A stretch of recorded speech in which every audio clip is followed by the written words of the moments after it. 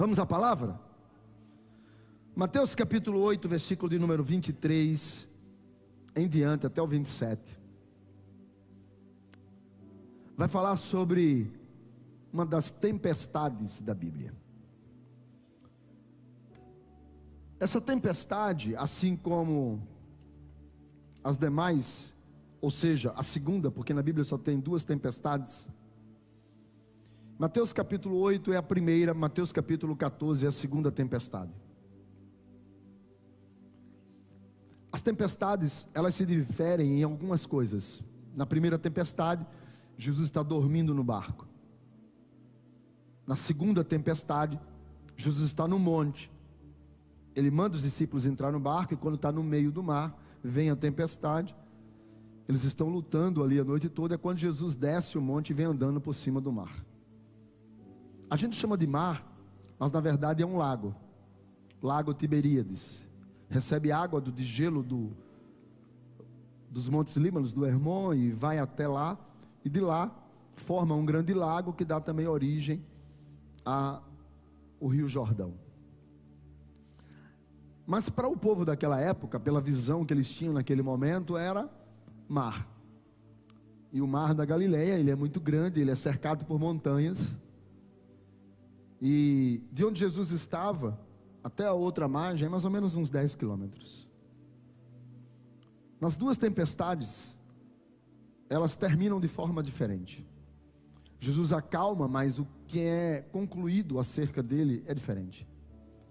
Na primeira tempestade, Jesus está ali dormindo, e quando ele acalma o mar, os discípulos fazem uma pergunta, em Mateus 8, 27, quem é esse, que até o mar e o vento lhe obedecem? Já em Mateus 14, quando ele vem andando sobre o mar, e ele acalma a tempestade, ele entra no barco, e automaticamente a tempestade cessa. Os discípulos dizem assim: verdadeiramente, esse é o Filho de Deus. Em um eles perguntam quem, o outro eles afirmam é. As duas tempestades nos ensinam muitas coisas, são ricos ensinos, mas essa principalmente, a grande diferença dessa e da outra é que nessa Jesus está no barco. É uma tempestade que quer afundar o barco que Jesus está. Na Bíblia, todas as vezes que nós lemos sobre deserto ou tempestade, muitas vezes elas são aplicadas de forma alegórica na nossa vida. Há uma alegoria em muitos textos. Por exemplo, quando nós falamos de deserto, o deserto não é uma coisa que acontece do nada. O deserto, você entra nele. Em Mateus capítulo 4 diz que o Espírito levou Jesus ao deserto para ser provado, para ser tentado. Então deserto, você é levado. Deserto, você entra. Deserto, você caminha para ele. Deserto, apesar de ser um lugar, a alegoria bíblica tem a ver com o deserto sempre com a sua própria luta interior. Deserto é uma coisa que é como se você estivesse sendo ali moldado no deserto. O próprio Israel, quando não crer que Deus iria ser capaz de vencer os gigantes que estavam na terra prometida, e os espias voltaram e disseram: olha, nós vamos perder, melhor voltar para o Egito. Deus diz: eu vou ensinar vocês a crerem em mim. E os homens que não confiaram no Senhor morreram no deserto. A Bíblia diz que Deus fez eles ficarem rodando a terra por 40 anos. E após esses 40 anos, ali é que eles entraram na terra prometida. E aquele deserto foi um lugar de aprendizado, de uma escola de Deus. Então o deserto é uma coisa interior. O deserto é um estado interior. Quando alguém diz que está passando por um deserto, é algo que é interior, é ele ali dentro. Mas já a tempestade é diferente. A tempestade, de forma alegórica, ela quer dizer que são situações que do nada acontecem na sua vida, e quando essa situação do nada acontece na sua vida, ela vem para lhe destruir. Deserto não mata ninguém, tempestade sim. E essa tempestade, quando vem, a ideia de tempestade é uma ideia de que é alguma coisa no ambiente externo que vem para te matar. É alguma coisa no ambiente externo que vem para te afundar. Então a tempestade é como se fosse uma prova não programada, uma notícia que não faz bem, não é? E o texto sagrado que nós estamos lendo, quero lhe convidar, Mateus 8, 23, diz assim: então entrando ele no barco, seus discípulos o seguiram, e eis que sobreveio no mar uma grande tempestade, de sorte que o barco era varrido pelas ondas. Entretanto, Jesus dormia. Mas os discípulos vieram acordá-lo, clamando: Senhor, salva-nos, perecemos. Perguntou-lhe então Jesus: por que sois tímidos, homens de pequena fé? E levantando-se, repreendeu os ventos e o mar, e fez-se grande bonança. Maravilharam-se os homens, dizendo: quem é esse que até os ventos e o mar lhe obedecem? O texto, no versículo 23, diz que entrando ele no barco, os discípulos o seguiram. Então quem foi a primeira pessoa que entrou no barco? Jesus. Jesus foi a primeira pessoa que entrou no barco. E quando Jesus entrou no barco, os discípulos o seguiram. O texto, no verso 28, vai dizer que ele está indo para o outro lado. Ele está indo para Gadara, aonde ele vai expulsar um demônio, ou vários demônios, no chamado então conhecido como endemoniado gadareno. Jesus está indo lá para o outro lado da margem, e ele está indo para lá. Ele está indo em uma missão. Ele passou o dia curando, ele passou o dia libertando, ele passou o dia trabalhando. Então ele está muito cansado. Mas como ele está em missão, ele decide passar para o outro lado. Ele vai agora também libertar um endemoniado que está lá do outro lado. Os discípulos o seguem porque os discípulos estão em missão junto com Jesus. Então os discípulos entram no barco porque eles estão em missão, estão seguindo Jesus. E quando eles estão seguindo Jesus, ninguém pode imaginar que alguém vai entrar num barco com Jesus em meio a uma tempestade. Não, não. O texto diz que a tempestade sobreveio do nada. Ou seja, quando eles entraram no barco, tudo estava calmo, tudo estava sereno, tudo estava perfeito, tudo estava tranquilo. E eles entraram no barco ao ponto que estava tudo tão perfeito que Jesus foi dormir. E eles, marinheiros, eles começaram ali então a remar, a hastear a vela, porque o barco é um barco pequeno, não é um barco grande, é um barco pequeno. Eu me lembro quando eu comecei a namorar com a pastora Leonor, porque a pastora Leonor, ela é filha de pescadores, e o pai dela, pescador, tinha algumas baiteiras, que era o nome dos barcos, que são pequenos, não é? E parece canoas, mas a maneira que eles são construídos é diferente, por isso que chamam de baiteira. E eu me lembro quando a gente começou a namorar, né, o irmão dela ia para o meio do mar para despescar o curral. Não sei se vocês sabem o que é curral, mas o curral é eles esperam o mar baixar, aí enfiam umas estacas lá, botam umas redes, que é para o peixe entrar no curral. Aí o mar sobe, os peixes entram. Quando o mar desce, os peixes não conseguem sair. Aí o pessoal entra no barco e vai buscar os peixes lá no curral. Eles despescam o curral, né? E aí colocam os peixes dentro do barco. E eu, na época, a gente começando a namorar, né?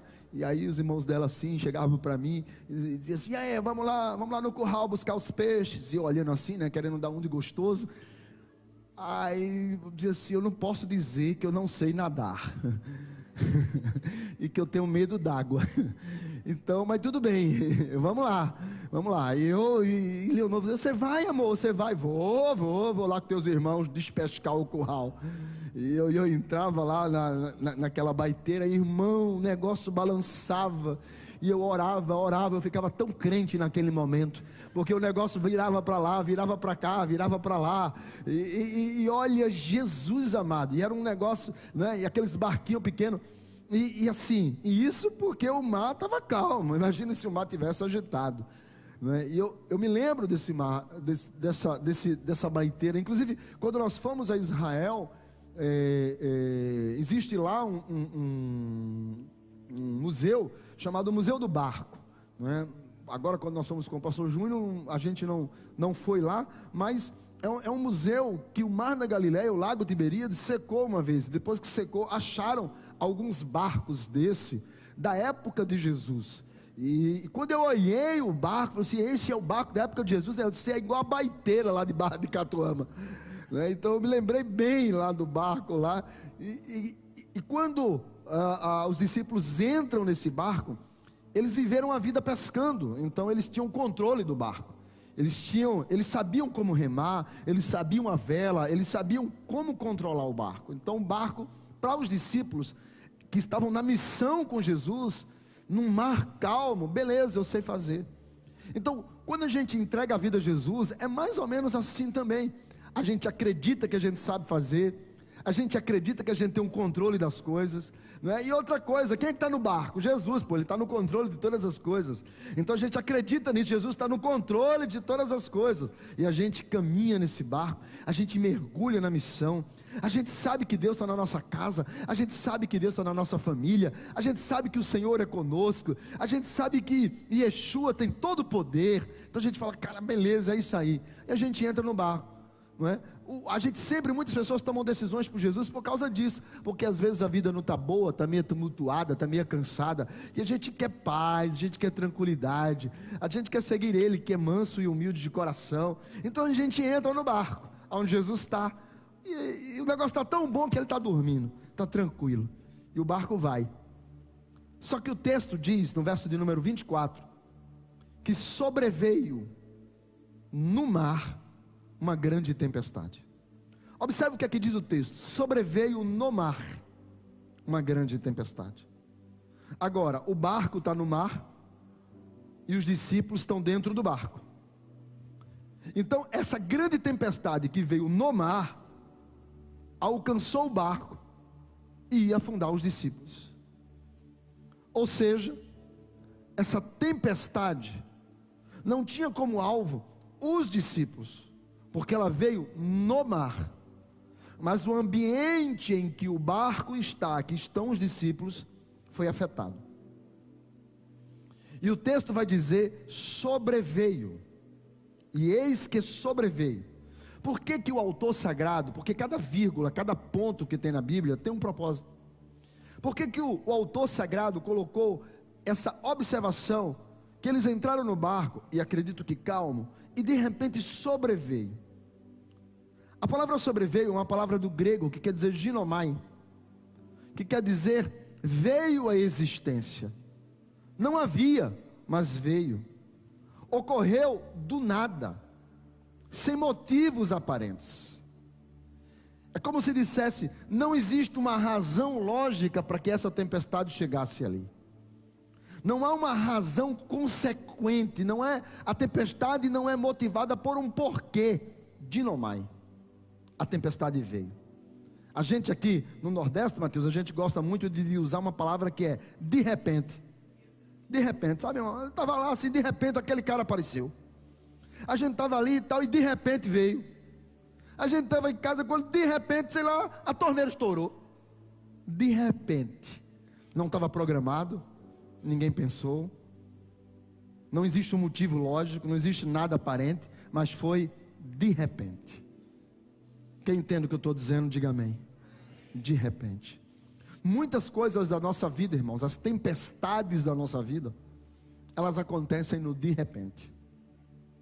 Sobreveio. A gente está no barco, tudo tranquilo, aí de repente uma ligação, e quando você atende aquele telefone, alguém que você tanto ama está hospitalizado. De repente. Você está tranquilo, fazendo planos, vai viajar, vai não sei o que, vai não sei o que lá, e de repente você adoece. De repente. Sabe, são tantas coisas da nossa casa, na nossa família, na nossa vida, na nossa estrutura, que não estava programado. Guerras que não estão programadas, situações que não estão programadas, coisas da nossa vida que vêm sobre nós, que estava tudo tão bem, mas de repente, tempestade. tempestade. Lá atrás, os Antigo Testamento, eles acreditavam que era um julgamento de Deus por causa do nosso pecado. Muitas coisas que dão erradas na nossa vida, sabe o que é que a gente acredita? Eu estou em pecado, por isso que isso me aconteceu. Muitas coisas da nossa vida, a gente acredita assim: não, eu devia estar mais em santidade, porque eu não estou orando mais, jejuando mais, fazendo qualquer coisa para Deus, isso me aconteceu. Esse era o pensamento dos antigos. A ira de Deus veio sobre essas pessoas. Por que eles pensavam assim? Porque quando Deus quis eliminar o povo pecador da terra, Ele mandou um dilúvio, o seu juízo, e foi 40 dias de tempestade. Então eles entendiam, quando Deus quer fazer alguma coisa, tempestade, isso é ira de Deus. A Bíblia vai contar um outro caso de Jonas, por exemplo. Jonas Deus diz para Jonas: olha, vai pregar lá em Nínive. Jonas não quer, Jonas quer desobedecer a Deus. Então ele vai para Tarsis, ele sai de Israel, lá do porto de Jope, para a Espanha, Tarsis. A Bíblia diz que ele entra no barco, compra uma passagem, e vai lá, e o mar, é claro que o mar está tranquilo, porque senão os marinheiros não tinham botado o barco no mar. Mas a Bíblia diz que em um determinado momento, ventos fortes, o tempo fecha, vem uma grande tempestade, a ponto que os marinheiros mais experientes perceberam que aquela tempestade não era algo normal, e fizeram sorte entre eles para saber quem tinha pecado contra o seu Deus. Até que foram lá, Jonas estava dormindo, acordaram Jonas, e Jonas disse: olha, fui eu sou o problema. E a Bíblia diz que quando lançaram Jonas no mar, a tempestade cessou. O entendimento de que o juízo de Deus vem aos homens através de uma tempestade, de um maremoto, um tsunami, um terremoto, isso está narrado em muitos cânticos de Salmos. Salmo 83 diz que o Senhor persegue os seus inimigos com a tempestade. Salmo 107 diz que as obras de Deus são manifestas aos ímpios através de uma tempestade. As 10 pragas que vieram no Egito, uma delas foi uma tempestade de granizo. Então eles tinham na cabeça dele que tempestade é algo que é o juízo de Deus.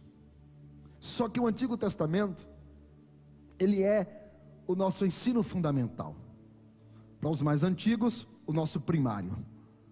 Ele é o ensino fundamental. Deus vai evoluindo no ensino e no conhecimento, na sua revelação, que é progressiva. E quando chega no Novo Testamento, no ensino médio, no nosso ginásio, ele evolui um pouco mais nas cartas, e nós chegamos ali no nosso curso superior, no nosso nível superior, e Deus nos ensina que não, existe a lei da semeadura, aonde se eu pego aqui esse relógio, tiro daqui e coloco aqui, tem consequências. Tem consequências, eu vou ter que colher essas consequências mas é porque eu plantei, eu colhi, não tem nada a ver com Deus. Nós aprendemos durante muito tempo que Deus pesa a mão. Não, irmão, estou passando por isso porque Deus está pesando a mão dele sobre mim. Quem já ouviu isso daqui? Deus está pesando a mão. Já ouviu? Deus está pesando a mão, não é? Mas o que a Bíblia me ensina, não é isso. Deus não age com vingança sobre ninguém.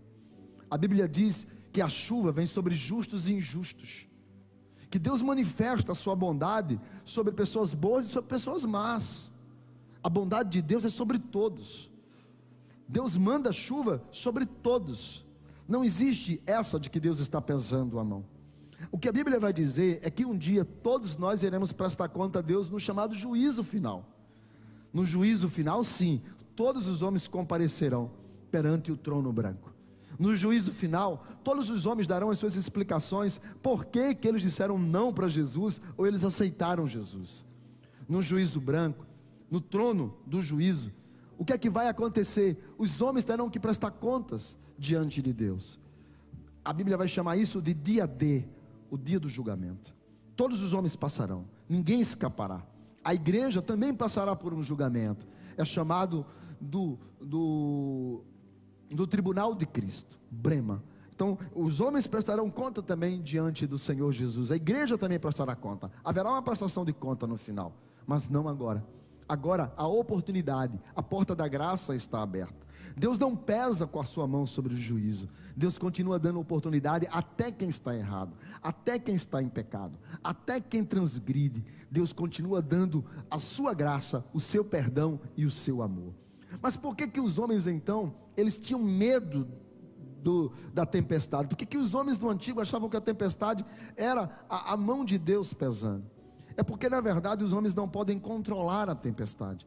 Os homens, eles não conseguem, a tempestade é algo imprevisível, não é? A tempestade, ela é criada pelo vento, e o vento, o próprio Jesus diz a Nicodemos: de onde veio o vento? E Nicodemos fala: não sei. Jesus disse: pois é, ninguém sabe nem de onde vem e nem para onde vai. Por isso que sempre será previsão do tempo, e nunca exatidão do tempo, porque os homens não conseguem controlar o vento. O vento é imprevisível. De repente um turbilhão de vento vem, bum, em uma nuvem vem uma tempestade, bum, no mar vem um maremoto. Ou seja, é previsão do tempo, ninguém consegue controlar. Até o fim dos tempos, ninguém poderá dizer a exatidão do tempo. Não tem. Por mais que haja técnica, por mais que haja equipamento, por mais que haja isso, o cara fala lá, diz assim: vai chover amanhã, solzão abre.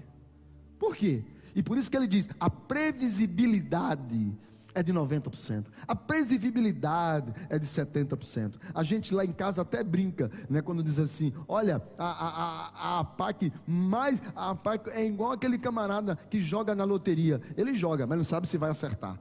Então a gente está sempre brincando com isso daí, porque não existe a exatidão do tempo. Agora é claro que diz assim: olha, está vindo muitos ventos, né? Está vindo muitos ventos para o lado de cá. Então a previsibilidade é que amanhã vai fazer fortes nuvens e vai chover. E aí chove. Mas é por quê? Porque eles estão vendo os ventos vindo. Então os ventos definem. E com isso o homem, ele não sabe o que vai acontecer. É imprevisível. Como a vida é imprevisível. A vida, a gente não pode ter o controle dela, dizer amanhã será assim. Não, isso vai acontecer dessa forma, é dessa maneira. A vida é imprevisível. Nós vivemos todos os dias no campo da imprevisibilidade. Não dá para poder medir as coisas. Às vezes do nada vem uma tempestade na nossa vida. Às vezes do nada nós perdemos alguém que a gente ama. Às vezes do nada a gente perde aquilo que a gente confia. Ou seja, a vida é imprevisível. E algumas pessoas perguntam: mas pastor, por que a tempestade? Por que o tsunami? Por que vem um tsunami e mata não sei quantas pessoas? Por que vem um vulcão, explode e mata não sei quantos? Agora mesmo, lá, como é o nome daquele país que está tendo um terremoto? Afeganistão, obrigado. Afeganistão agora veio um terremoto, 2.000 pessoas no primeiro tremor, já morreu ali, já está com mais de 5.000 mortes. Ou seja, do nada. E eu posso acreditar que Deus tem prazer na morte dessa pessoa? Não, o terremoto, controle de Deus. Eu posso acreditar que Deus tem prazer em 5.000 pessoas morrendo? Eu posso acreditar que Deus tem prazer do tsunami que veio lá no dia de Natal, lá nas ilhas não sei de onde? Eu não posso acreditar nisso. É claro, porque a Bíblia diz que não é Deus. O que nós encontramos na Bíblia é diferente. A Bíblia diz que quando Deus colocou o homem no jardim do Éden, Deus colocou o homem, e lá em Gênesis 1:28 diz que Deus disse para o homem: domine, governe. Deus está dizendo para o homem: governe sobre tudo, administre tudo isso daí. A Bíblia diz que Deus diz para o homem: domine sobre os peixes, sobre as aves, sobre todos os animais, todos que se rastejam. Domine sobre tudo que está no ar, domine sobre tudo que está no mar, domine sobre tudo que está na terra. Deus deu ao homem a capacidade de governo, porque o homem ali no Éden, sem pecado, imagem e semelhança de Deus, o homem sem pecado, para cumprir o propósito de Deus de governar a terra. Assim como o governo da terra é do Senhor, Deus transferiu ao homem essa responsabilidade. Então é Deus, o homem, a natureza. O homem estava para governar essa natureza, dominar essa natureza. Mas a Bíblia diz que o homem peca. E quando o homem peca, o homem cria um caos, estabelece um caos, e a natureza entra em desordem. Porque a Bíblia diz que Deus diz para o homem: maldita é a terra por sua causa. E a terra entra em um estágio de degradação. E aquilo que Deus fez, o propósito que Deus fez, a terra com as árvores, com as sementes para alimentar o homem, ela agora adoece. E agora, assim também a terra, como também o homem, eles são passíveis de morte. E assim a biologia, ela passa a ter tempo de validade. E a terra começa a perder. A natureza começa a perder. A natureza entra em declínio. E assim como o homem entra em um estágio de evolução à morte, assim também a terra e a natureza. Maldita é a terra por causa do pecado. Deus não fez maremotos para acabar com os homens. Deus não fez terremoto para acabar com os homens. Mas agora a terra está em um estágio de vaidade dominada pela maldição do pecado. A terra geme. Por isso que o apóstolo Paulo vai dizer em Romanos no capítulo 8, que a natureza, verso de número 22, que a natureza geme com dores de parto. A natureza suporta angústias dentro dela. A natureza geme por quê? Porque ela não está cumprindo o propósito pela qual Deus a criou. Ela está em desarmonia, ela está desajustada, ela está sofrendo angústia intrinsecamente. Seu papel não está sendo cumprido, e a natureza sabe disso. E a natureza há tempo que geme porque está sobre a maldição do pecado lançado sobre o homem que está sobre a terra. A terra está sobre maldição, e a natureza geme, a natureza sofre. Por isso que Paulo vai dizer no verso de número 19 do capítulo 8 de Romanos: ela aguarda com expectativa a redenção dos filhos de Deus. Ela aguarda o dia, a revelação em que os filhos de Deus governarão sobre esta terra. A natureza está ansiosa para que o projeto do Éden volte novamente a acontecer. Ela está esperando que os homens e mulheres redimidos pelo sangue do Cordeiro, que tem o nome escrito no livro da vida, possam novamente governar esta terra. Diz que a natureza espera a redenção final. Ela espera, porque Jesus vai dizer, nós encontramos no livro do Apocalipse, em uma das promessas daquele que vencer e que ir até o fim, que vocês governarão comigo, vocês reinarão comigo. O governo do Éden será estabelecido novamente quando Jesus Cristo vier buscar a sua igreja. Por isso que o apóstolo Pedro vai dizer que haverá um novo céu e uma nova. A terra encontrará o seu propósito estabelecido por Deus. Por isso que no versículo de número 20 diz que a natureza, do capítulo 8, versículo de número 20, diz que a natureza está sujeita à vaidade, sujeita ao vazio, sujeita à iniquidade, sujeita à rebelião, sujeita à fúria. Ela ficou sujeita à fúria, não de forma voluntária, diz o texto, mas porque ela foi sujeitada pela maldição que foi lançada a ela.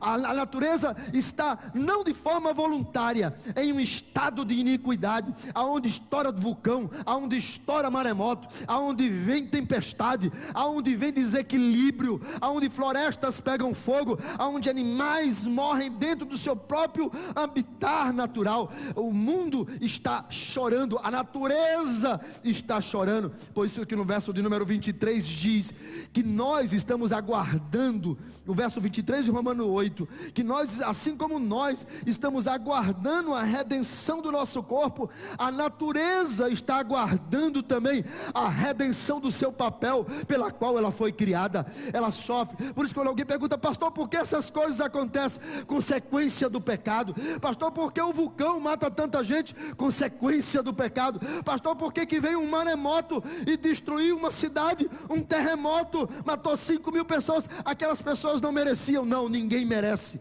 Ninguém merece. Deus não tem prazer. Deus não tem prazer na morte de ninguém. Deus não tem prazer na desgraça de ninguém. Mas o mundo jaz no maligno. A natureza está chorando. Por isso que quando as coisas acontecem com a gente, irmãos, não fique achando que você faz parte de um grupo privilegiado. Porque tem gente que depois que aceita Jesus, acha que faz parte de um grupo privilegiado. Não, irmãos. Crente também é assaltado, crente também pega Covid, crente vai para o hospital, crente tem infarto, crente envelhece, fica cheio de bucite nos ombros, dor no joelho, né, pastor Leonor? A gente sabe o que é isso. Então assim, crente passa por isso, irmãos. Crente passa por isso, crente passa por prova, irmãos. De repente chega a tempestade, você perde alguém que você ama, você perde alguém que você gosta, você perde a oportunidade, você perde o emprego, irmãos. Às vezes o camarada diz assim: ah, pastor, eu estou passando por uma prova. Ó, irmão, deixa eu falar uma coisa para você. Você e quase 8 bilhões de pessoas que moram nessa terra, sabe, todo mundo tem o seu problema pessoal, todo mundo, às vezes a tempestade bate na porta. Não fique achando porque você agora está no barco com Jesus que a tempestade não vem. Tempestade chega, tempestade vem, irmãos, vem. Por isso que Salmo de número 103:14, eu amo esse versículo, diz assim: Deus conhece a minha estrutura e sabe que eu sou pó. Sou pó, irmãos. Todos nós estamos aqui sujeitos às mesmas coisas que todo mundo. Não existe essa de privilégio, não existe essa não, irmãos, sabe? Aí às vezes o camarada: não, pastor, porque o anjo do Senhor está aqui acampado do meu lado. Amém, irmão, glória a Deus. É o carro, bebê, o anjo foi dormir, fazer um lanche. Não, irmão, todas as coisas acontecem com todo mundo.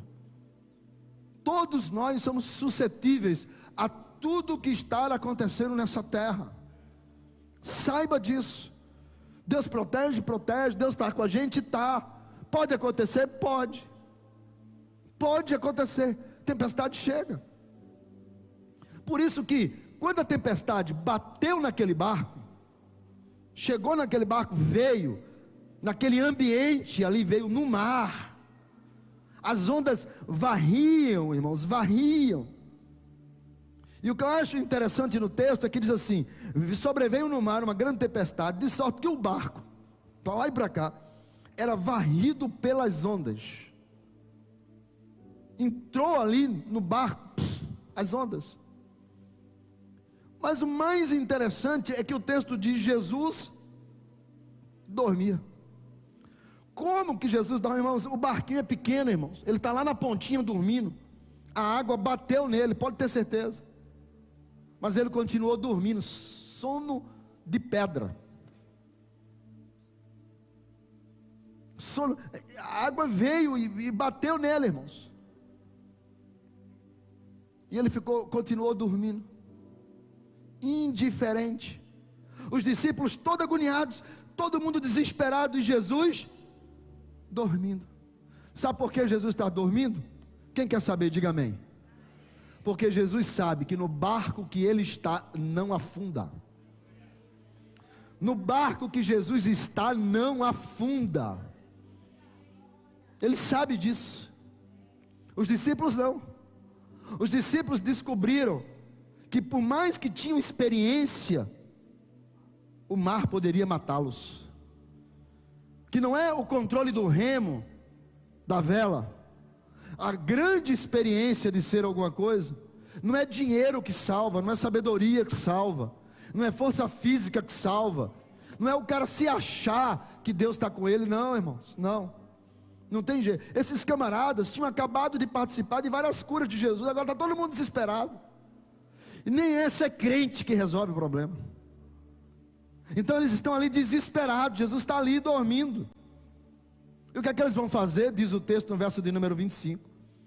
Desesperado, clamam é gritar, irmãos, desesperado, vão lá acordar Jesus, morrendo de medo, e eles chamam assim, eles começam acordando assim, o texto diz, como que eles chamaram Jesus? Senhor, salva-nos, vamos morrer.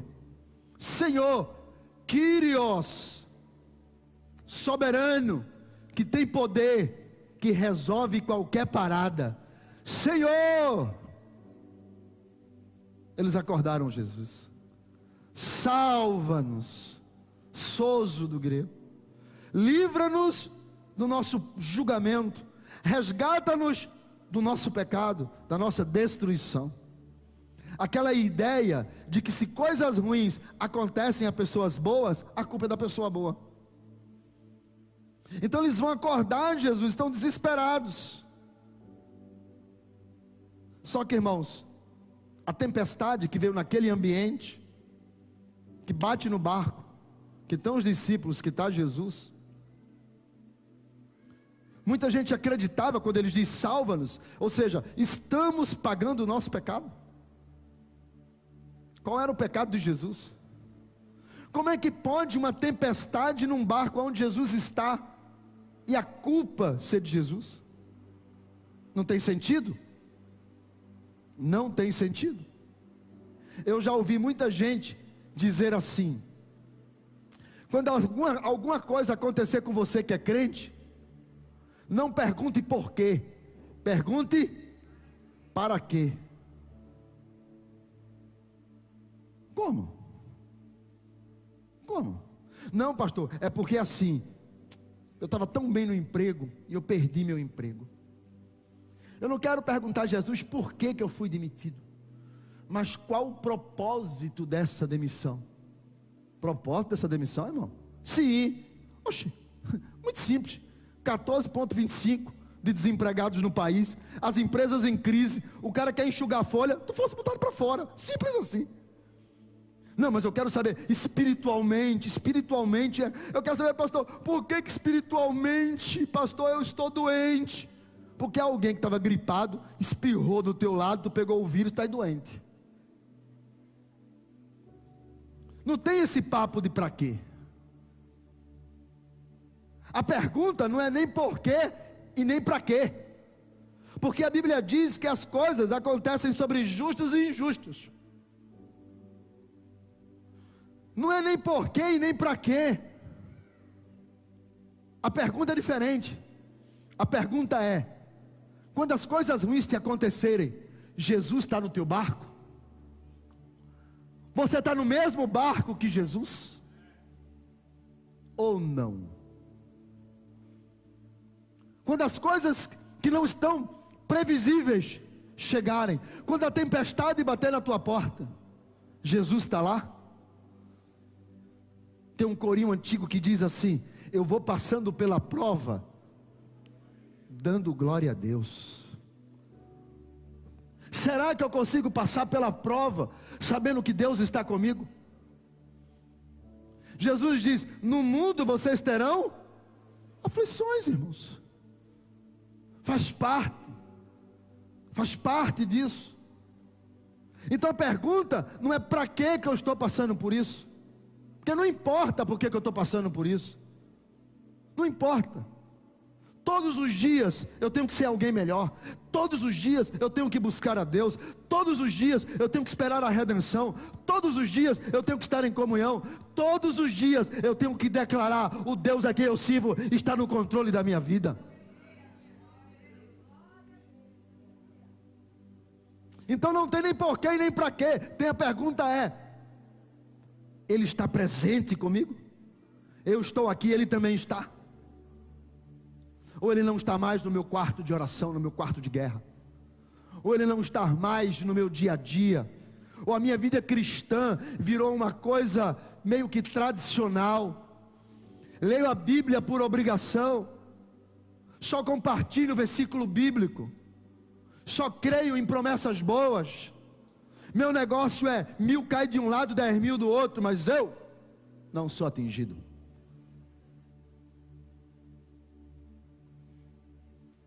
Só que a tempestade chega no barco, aonde 12 homens escolhidos por Jesus estavam, e Jesus estava lá, e eles acordam Jesus: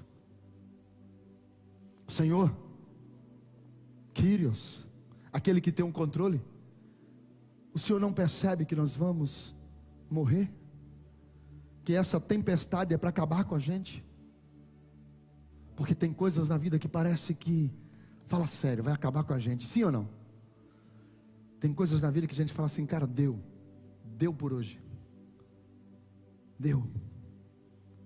E a gente só sente as ondas batendo na gente. A gente fala: cara, para onde eu vou? Então eles acordam Jesus, porque Jesus está no barco.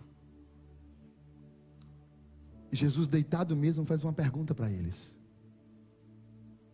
A pergunta é: por que vocês são tímidos, homens de pequena fé? Tímidos aqui não é aquele cara que só namora se a menina pedir ele namoro. Se a menina não pedir, ele não casa nunca. Não estou falando desse tímido, não. Eu estou falando da palavra que está ali, que é deilos do grego, que quer dizer pessoas que deixaram de confiar em Deus.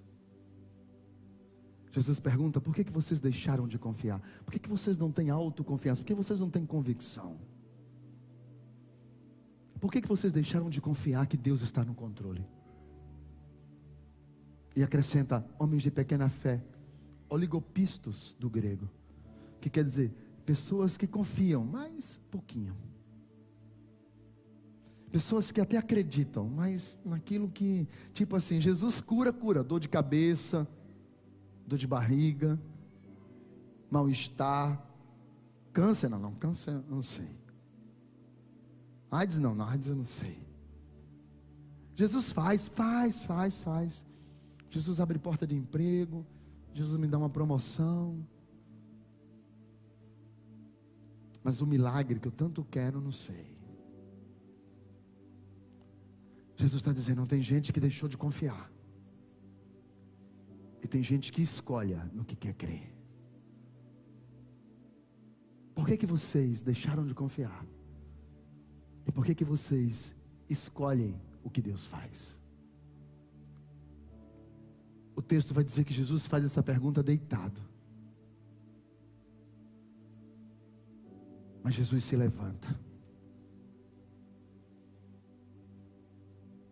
O texto diz: e levantando-se, Jesus queria ensinar aqueles homens que eles não podiam ser medrosos, que a dificuldade vem na vida de todo mundo, que a tempestade vem sobre até o barco que Jesus está. Mas eles precisam aprender uma coisa. Jesus poderia ter dito àquela tempestade: baixa a bola, te aquieta aí, e o mar ficaria tranquilo, com Jesus deitado mesmo. Era só ele virar a cabeça e voltar a dormir. Mas Jesus queria ensinar alguma coisa àqueles discípulos. Então ele se levanta e enfrenta a tempestade, porque o texto do grego é exatamente esse. Quando diz levantar-se, está dizendo enfrentar de frente. Tornou-se visível, se mostrou para a tempestade. Ele se levantou e mostrou para a tempestade que ele estava ali. Jesus está dizendo para os discípulos: não se esconda quando a tempestade vier sobre você. Não tenha medo dela. Enfrente de frente. Acredite. Não escolha o que acreditar. Deus é poderoso para mudar qualquer história, qualquer estação e qualquer situação. Não se acomode à tempestade.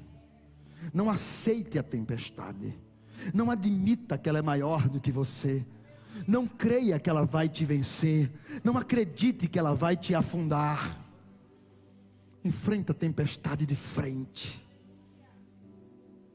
Ele se levanta e olha para o olho do furacão e diz para a tempestade: se conserte. Porque o texto repreendeu, é corrigir o que estava errado. Então ele diz para o mar, que estava revolto no pecado, no maremoto da turbulência, do vento imprevisível: ouça a voz daquele que disse: haja luz, e ouve. Disse para a tempestade: se conserte, se acalme, porque quem está no barco nunca perdeu uma batalha.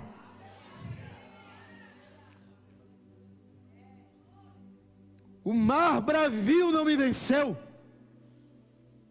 Eu tenho poder sobre a morte. Eu dou e eu mesmo torno a tomá-la.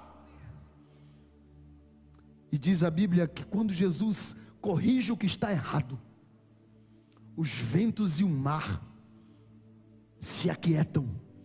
E o texto diz, observe que a expressão é grande tempestade lá em cima, e agora a expressão é grande bonança. Jesus, quando disse, tome jeito, bem nordestino, para a tempestade, se aprume, a tempestade se aquietou. Mas não foi só as ondas terem parado, as nuvens se abriram, o céu apareceu, o outro lado pode ser visto, as águas estão tranquilas, tudo está normal, como era para estar. Grande bonança. Deus está no controle. Deus está no controle. Deus está no controle da sua vida. Deus está no controle da sua história. Deus está no controle. Pastor, eu estou vivendo uma grande tempestade. Deus está dizendo, ei, confie, Ele está no controle. A pergunta é essa, Ele está no barco? Ou você está navegando pelas suas próprias forças? Ele está no barco? Ou você decide que o evangelho é do jeito que você acha? Não, porque as coisas são assim, definindo como Deus trabalha. A pergunta é essa, Ele está no barco? Você pode no meio da luta gritar, vem cá Jesus, acorda Senhor, porque chegou o meu fim, eu estou no limite. O remo não resolve mais, as velas não resolvem mais, não sei mais o que fazer, não queria te despertar, mas desperta, porque vamos morrer. Acreditei até aqui, mas não acredito mais.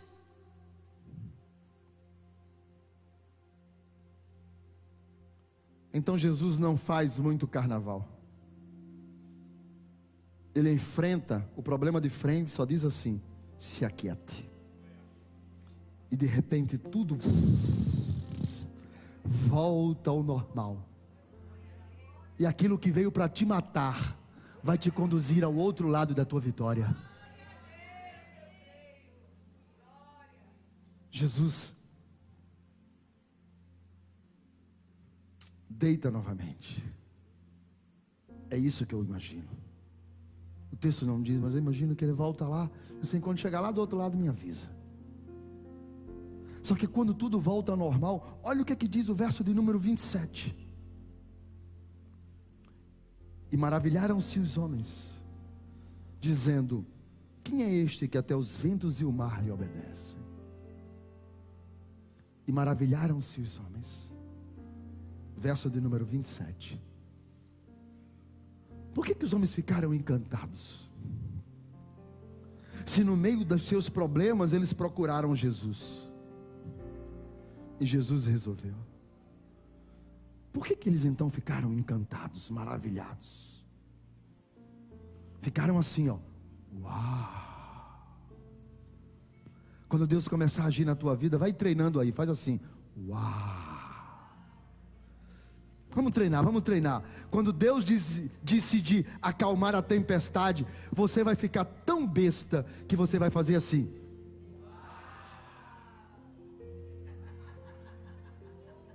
Uau! Eles ficaram assim, uau! E o que eu acho interessante é que eles foram procurar Jesus. No meio da sua luta, vou morrer. Só tinha uma saída naquele barco. A saída só tinha um nome, e o nome era Jesus. E eles clamaram a Jesus. Jesus os atendeu. Mas quando Jesus atendeu, eles olharam para Jesus e... Está fraca, não está fraca. Eles olharam para Jesus e... Sabe quando Deus faz coisas que você não imagina? Sabe quando Deus decide chegar chegando e você nem esperava? Que você olha para você assim e fala assim: eu? E Jesus faz: é tu mesmo. Aí a gente faz. A grande questão, por que aqueles homens ficaram maravilhados? Eu não posso imaginar que eles foram até Jesus e disseram: Senhor, Senhor, acorda, o que é? Levanta aí para a gente dar as mãos e morrer todo mundo afogado. Um por todos e todos por um, para morrer junto também. Eu não posso imaginar isso. Eu não posso imaginar eles acordando Jesus: Senhor, Senhor, o que é? Ajuda a gente a remar. Não. Eles chamaram Jesus para resolver. Jesus resolveu. Mas eles ficaram.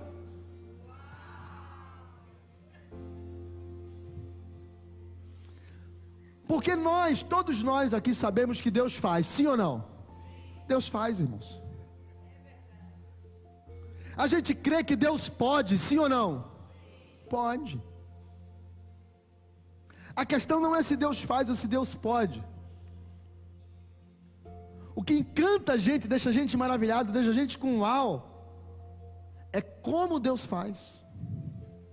Eles ficaram encantados, foi como aconteceu. Porque, por exemplo, Davi vai matar Golias. O rei Saul sabia que Davi ia matar Golias. Sabia que ele sabia disso? Por que ele sabia? Porque mesmo sendo um crente desviado, Saul sabia que Deus estava no controle. Saul sabia que Deus manda, que Deus opera, que Deus age. Ele teve experiência com Deus lá atrás. Ele sabia quando Deus quer um negócio, a parada é outra. E Saul não ia permitir que uma criança de 12, 14 anos fosse lutar com um gigante, porque se aquela criança perdesse, Israel ia ser escravo dos filisteus. Ele não ia colocar uma nação escrava de uma outra nação por causa de uma criança de 12 anos de idade. Só que o menino chegou para eles assim: rei, eu estava no campo e veio um leão e eu peguei o leão e matei. Veio um urso e eu peguei o urso e matei. E o mesmo Deus que estava comigo lá vai me dar vitória sobre esse gigante. Ele disse: eu conheço um Deus, e Israel não vai ser humilhado, porque o Deus a quem eu sirvo está nesse lugar. Quem é esse filisteu que desafia o exército do Deus vivo? Davi olhou e disse: vai vencer, porque não é ele, é Deus. Só que ninguém imaginava que aquele menino ia descer, porque o rei até colocou uma armadura em Davi, deu a espada dele, mas a Bíblia diz que a armadura era tão grande que Davi não conseguia nem andar. Ninguém imaginava que Deus ia dar vitória a um menino com um badoque e uma pedra, porque a fundo é o badoque de hoje. Ninguém imaginava que a arma de Davi era uma pedrinha que ele ia jogar e ia derrubar um gigante, para Deus mostrar que não precisa de espada para matar gigante, é só uma pedrinha. Então a questão não é se Deus faz, é como Ele faz. Você pode estar imaginando: Deus vai fazer desse jeito, Deus vai fazer desse, Deus vai fazer desse, Deus vai fazer desse. E se Ele fizer do jeito que tu imagina, quando acontecer, fala: eu sabia que Deus ia fazer. Aí Deus faz completamente diferente. Sabe para quê? Para quando acontecer, tu olhar para Deus e fazer.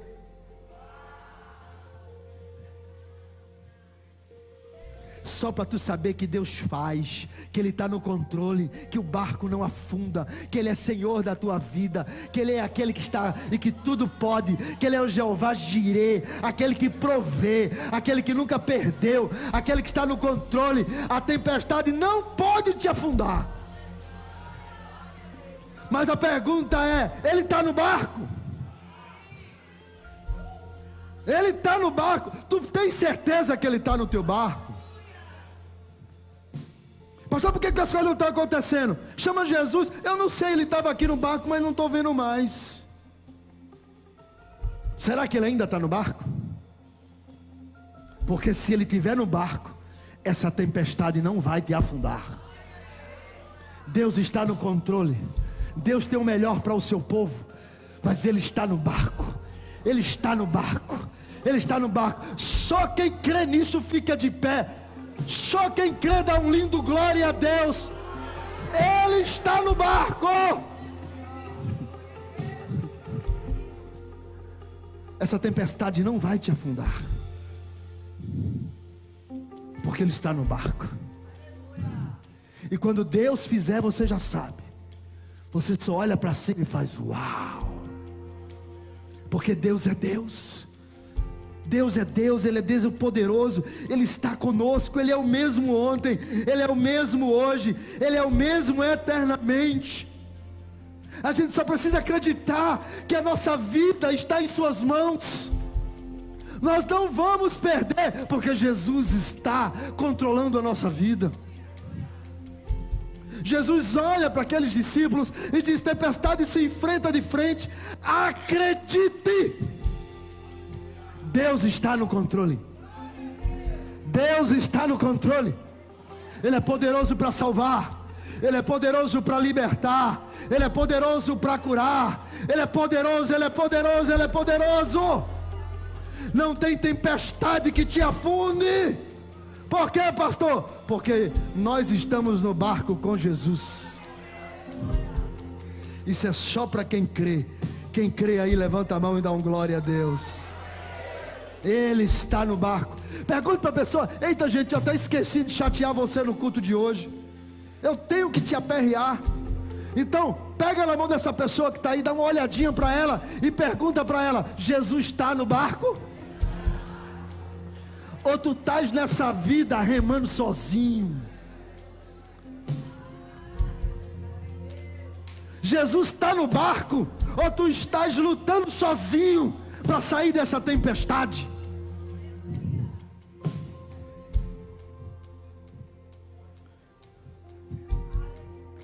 Eu vou pedir para você fazer de novo, só para te chatear mais uma vez. Agora eu quero que você, quando apertar a mão da pessoa que está do seu lado, aperta a mão, pegue na mão da pessoa que está do seu lado. Agora eu quero que você dê uma apertadinha assim, para ela sentir a coisa. Dê uma apertadinha assim, para ela sentir. Aperte, aperte. Não estou vendo ninguém gritando ai. Aperte. Diga para essa pessoa: ei,